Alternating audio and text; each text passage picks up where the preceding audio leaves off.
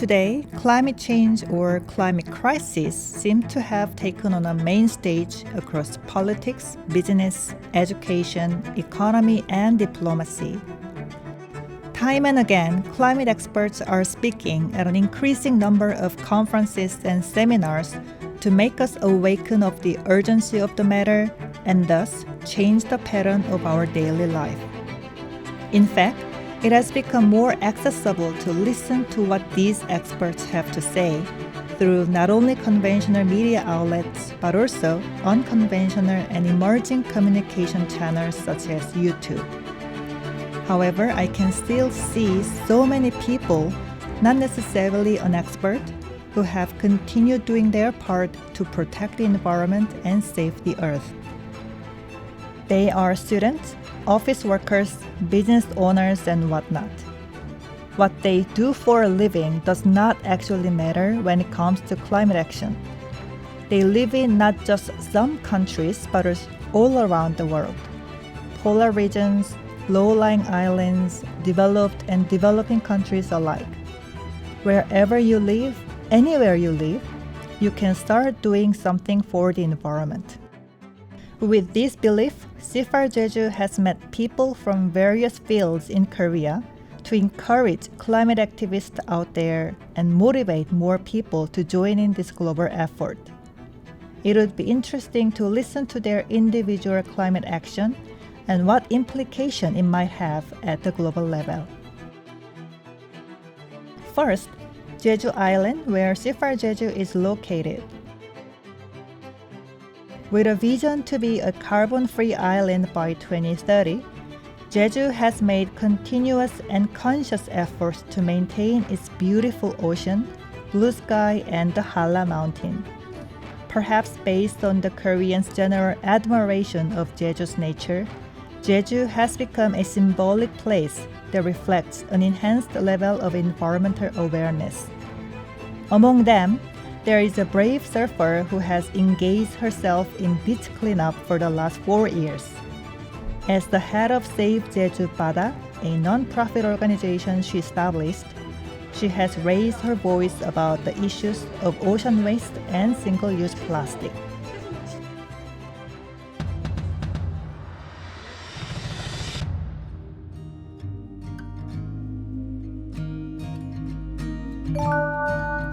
Please introduce yourself and Save Jeju Bada.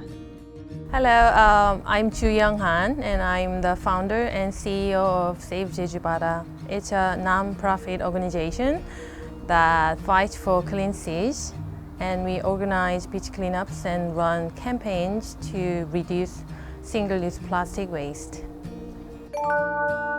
Can you please share with us Save Jeju Bada's activities and its output? I went on a surf trip to Bali in 2014, and it was a monsoon season there.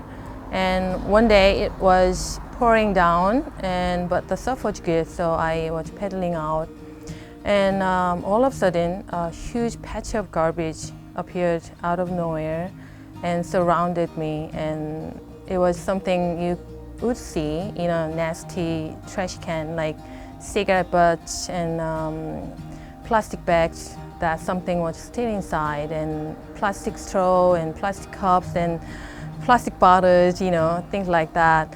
And that was the moment that I learned, garbage from the land could get into the water, into the sea. And I was shocked and horrified at the same time. And that was the eye-opening experience for me. And after I got back to Jeju from that trip, I started noticing ocean trash every time I went surfing or when for a walk around Jeju, coastal lines. So I thought, something should be done. Someone should do something about it. And then one day, it was December 27th of 2017. I thought, I could be that someone, So I created an Instagram account and named Save Jeju Bada and started organizing beach cleanups.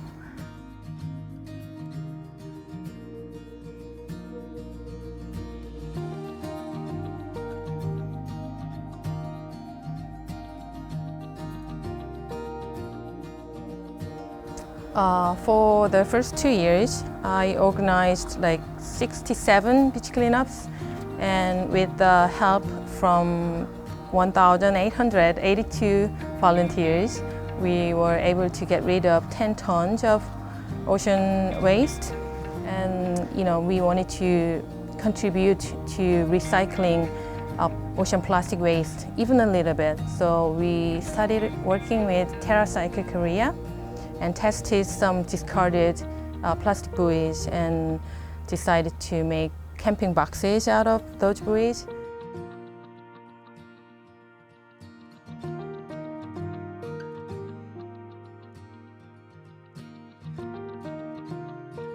Yeah. Since last July, more than 800 people have participated, and we are planning to set up another beach cleanup center on the west side of Jeju sometime soon, so that more people can come and join us.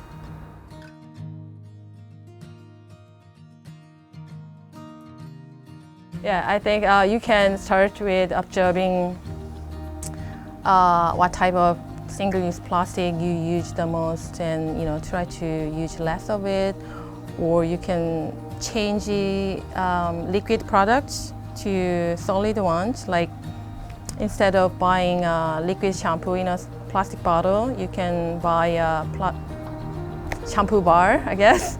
And also you can reduce your plastic consumption by switching to the alternative products like bamboo toothbrushes, like that. So it might look small, insignificant, but if we all do it all together, I think we can make the real change.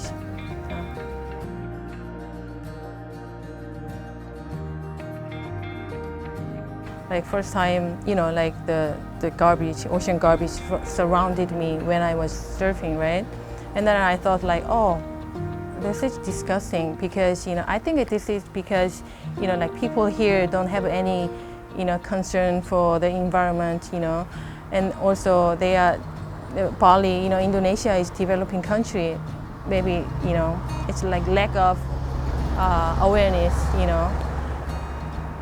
And then I got back to Jeju, and then saw the same thing is happening here also. It doesn't matter whether it's developing country or not.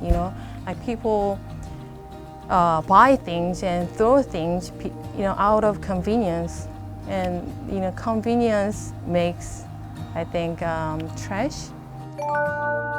Can you please send out a message to our future generation? Yeah, I want to say that like clean cities start with us, and if we all pick up at least one piece of trash and try to reduce as much trash as possible, I think we all can make the change we want to see in the world. I want to share and give them like positive energy and positive message that they can envision, for themselves. Now it feels natural to describe Seoul as an international city, since Seoul has 380,000 foreign residents. I wonder how Korea's environment would look like to their eyes, and why some of them are taking part in climate activity in Seoul, which is not even their home country or home city. Based on this thought, I met Julian Quintart from Belgium, who is actually quite well known for most of the Koreans, and listened to his thoughts on the environment.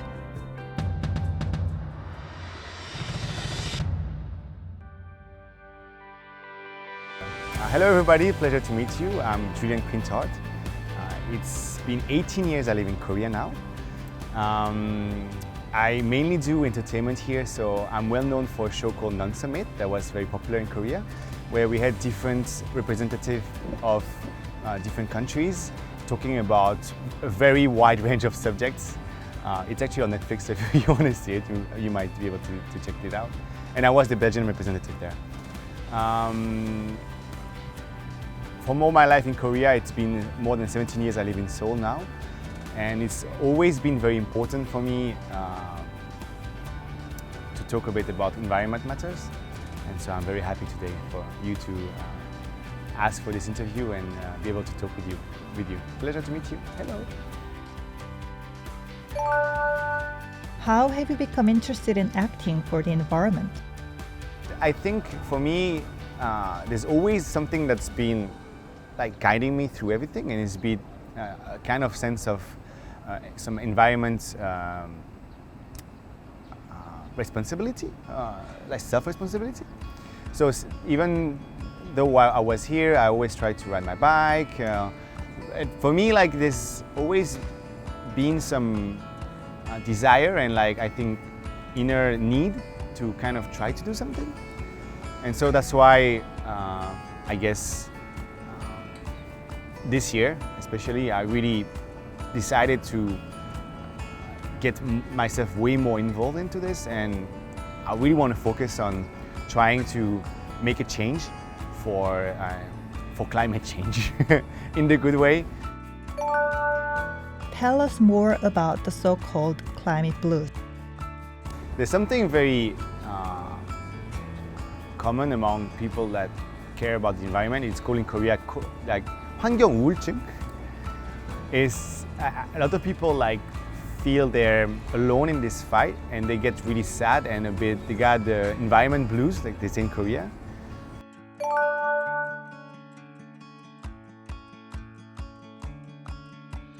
And I feel like for me, what really helped me get through this climate blues was people. Because I think you have to realize that you're not into this just yourself. Community, feeling connection with people is really what get me like the strength and get me out of the blues. We're not in together, there's so many people that care. I understand that you have recently decided to go vegan. The meat we're eating is not healthy meat, and it's really bad for the environment. If ever everybody like just, once a week, at least starting like that, like meatless day.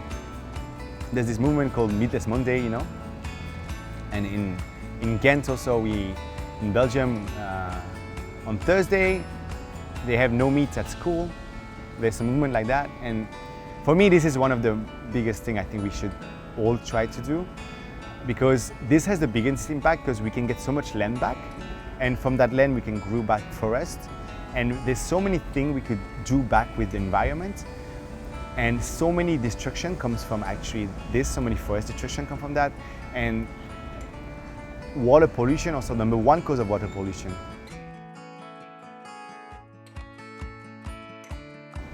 It is the meat industry. So yeah, so I think we have to fight every way, but at the end, what is the most important, I think, is not trying to be perfect and hurt yourself. You're just trying every day to grow a bit, understand more, talk to people, because I think like as an individual, you cannot be perfect. And if ever you're 90% perfect, you're amazing. And the 10%, you don't need to do it yourself. Get someone else to do the 10% for you. And then that person will maybe grow 80%. And so what have you done? You didn't do 100%, you did 150%, 180%. And then that person maybe will get someone else to do something. And then you're getting to like 1,000% of impact on the environment. And I think that's really the key at the end to change really, to get a big impact on climate, is individual trying to influence other individual to do better thing for the environment, and through that we can get companies and government to actually really care. Do you have a message to send out to our future generation? We all have our voices, and when all our voices get together, we get really loud. And our everyday action might be very quiet, but when they bring together, they really make a change. Indeed, some of the climate actions like reducing meat consumption, picking up trash on the street, and using less plastics are observable. Perhaps there are other climate actions that are more subliminal and less apparent. The most pressing issue of a time often becomes a subject of literature and modern art. Then how is the climate crisis interpreted in the words of artists? As more and more books on climate change are published these days, I found a fiction called Love in the Time of Climate Change. It is a book of 10 short stories of different living creatures building relationships in different climate scenarios. I met the writer of the book, Kichang, to ask what message he would hope to send out to.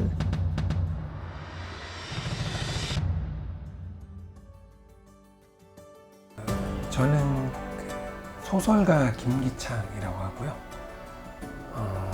장편 소설 모나코하고 방콕을 썼었고, 근래에 기후변화, 기후위기를 소재로 총 10편의 단편을 담은 기후변화 시대의 사랑이라는 책을 펴냈습니다. 네, 반갑습니다.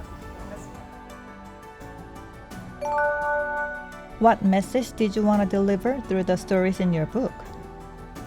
제가 그 소설 배경을 다양한 국가나 그리고 인류뿐만이 아니라 어떤 다른 생명체 그리고 여러 민족을 다루려고 했던 이유가 그 기후위기가 얼마만큼 전 세계적으로 영향을 끼치는지를 보여주고자 해서 설정을 다양하게 가져왔어요. 그리고 실제로 미디어든 과학자들의 경고는 기후위기가 찾아왔을 때 가장 큰 피해를 보는 사람들 혹은 생명체는 사회적 약자, 사회적 약자의 동물도 들어가겠죠.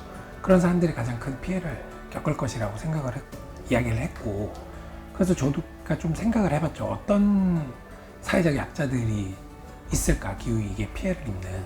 그러다 보니까 국적이든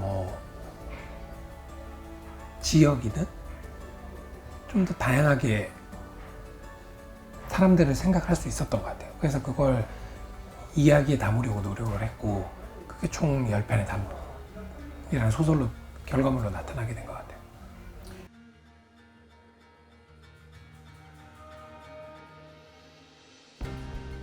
제일 중점으로 뒀던 거는 그거 같아요. 기후 불평등 문제. 그러니까 불평등하고 기후위기하고는 뗄래야 뗄 수 없다라고 생각을 했고, 그러면 누구의 시각에서 이 글을 전개해 나갈 것이냐 하면 기후위기로 가장 큰 고통을 겪는 사람들 입장에서 이 이야기를 전개해 나가려고 했거든요. 그게 이제 북극에 사는 생명체일 수도 있고, 그리고 돔시티에서는 그 사회적 약자들의 입장에서 이 기후위기를 바라보는 것, 그리고 기후위기가 심각해지면 지금 현재의 불평등이 더 심각해진다는 것, 그렇게 되면 공동체 전체가 와야 될 수밖에 없다는 것, 그런 부분들이 중요한 것 같아요. How is climate change reflected in literature and art? 꼭 기후위기뿐만이 아니라 환경이라는 큰 주제 아래, 테마 아래 소설들이 많이 쓰여지는 것 같아요. 자기 삶에 있어서 그 환경을 좀 더 보호하는 차원에서 했던 소소한 그 행동들이 있잖아요. 예를 들면 전기를 아껴 쓴다든지, 플라스틱을 덜 사용한다든지, 그런 실천들은 조금씩 늘어나고 있고, 그게 일상생활에 늘어나면 당연히 문학예술 분야에서도 그거와 관련된 이야기들이 앞으로 좀 더 많이 나오지 않을까 그렇게 생각을 하고 있습니다.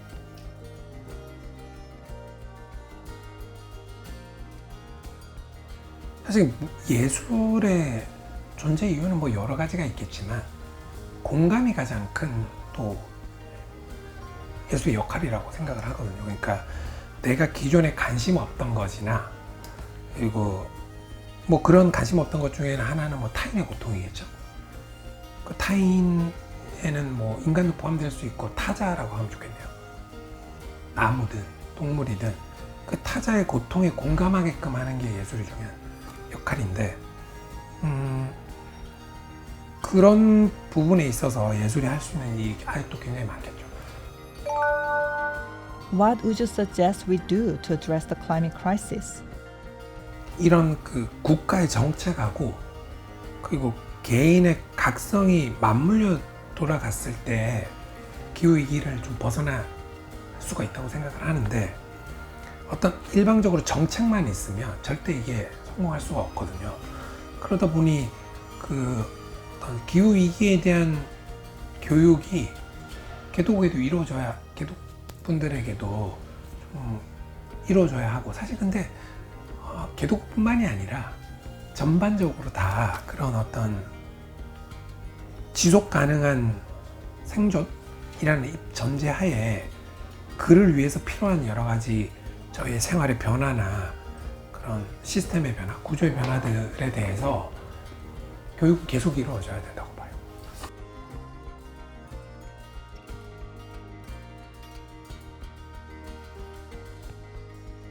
사람들은 조금씩 준비가 되어가고 있기는 한 것 같아요. 이게 문제가 된다라는 생각을 조금씩 하고 있어서 긍정적으로 볼 수 있는 부분도 뭐 없지 않아 있다 이렇게 생각이 좀 들긴 하네요. 아이들이 자연스럽게 그 환경 문제를 인식하고 있고 그래서 오히려 목소리가 더 큰 것 같아요. 자기들이 앞으로 살아갈 시대니까 세대가 아직 저희보다 훨씬 많은 날 세월을 살아야 되니까 그 시대를 고민을 하고 있고 환경 문제에 대해서. I did not know that there are many people out there who try to prove that they can do something despite the inconvenience that may follow. They all have a positive attitude towards the future, believing that we all can make a difference. Their persistent and tenacious climate efforts were impressive and encouraging.